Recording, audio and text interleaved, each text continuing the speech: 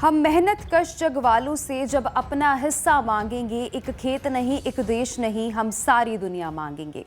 फैज़ अहमद फैज़ की इन पंक्तियों ने किसान आंदोलन को मानो इतना प्रेरित किया कि केंद्र सरकार को आखिर किसानों के आगे झुकना ही पड़ा।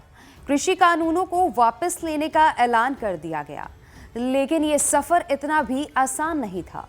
अब तक का सबसे बड़ा 422 दिन का किसान आंदोलन अब अपने अंतिम चरण की ओर है। किसान आंदोलन 21वीं सदी में भारत का सबसे लंबा आंदोलन रहा है। लेकिन क्या आप जानते हैं कि इतिहास के पन्नों में किसानों द्वारा किए गए और भी कई ऐसे आंदोलन शामिल हैं जो कि अगर 19वीं और 20वीं सदी के 100 साल के इतिहास को देखा जाए तो उससे साफ जाहिर होता है कि किसान कभी भी किसी शासन के आगे नहीं झुके।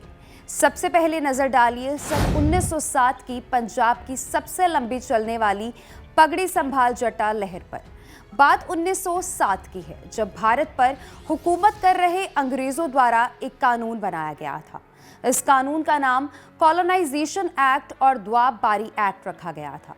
इसमें नहर बनाने के नाम पर किसानों से उनकी जमीन हथिया ली गई थी और उन पर काफी टैक्स भी थोपे जा रहे थे। तब शहीद भगत सिंह के चाचा अजीत सिंह ने इसके खिलाफ आंदोलन छेड़ रखा था और वे किसानों को जागरूक कर रहे थे। उन दिनों किसानों की एक रैली हुई थी जिसमें जांग सियाल अखबार के संपादक बांके दयाल ने एक गीत गाया था जिसके बोल थे, पगड़ी संभाल जट्टा। इस गीत ने प्रदर्शनकारियों पर ऐसा असर डाला कि किसानों का अंग्रेजी हुकूमत के खिलाफ प्रदर्शन और भी तेज हो गया।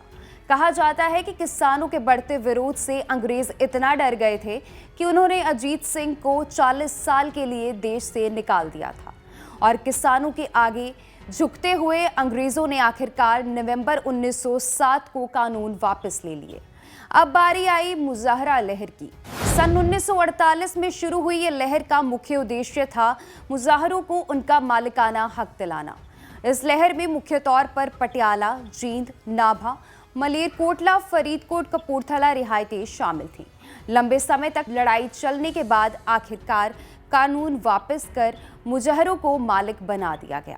फिर 1959 में आया खुश हैसियत टैक्स विरोधी मोर्चा। उन दिनों केंद्र सरकार की ओर से भाखड़ा में डैम लगाने के लिए पंजाब सरकार को 104 करोड़ रुपए का कर्ज दिया गया था। तब यह बात जनता में इतनी उजागर भी नहीं की गई थी, लेकिन डैम से निकलने वाली नहरों से जब किसानों द्वारा जमीन संचित की जाने लगी तब प्रताप सिंह केहरू की ओर से किसानों पर टैक्स लगाते हुए ये कह दिया गया कि सिंचाई सुविधा के बदले किसान सरकार को टैक्स खुशहैसियत टैक्स देंगे।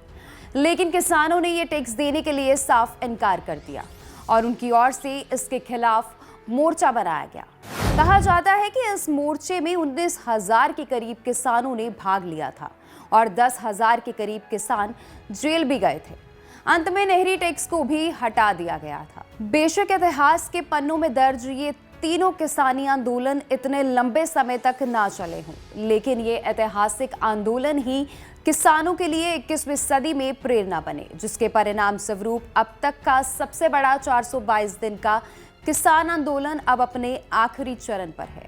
बेशक केंद्र सरकार की ओर से तीनों कृषि कानूनों को वापस लेने की घोषणा कर दी गई हो, लेकिन क्या सरकार किसानों के मन में इसके प्रति उभरते संशय को खत्म कर पाएगी, ये तो आने वाला वक्त ही बताएगा।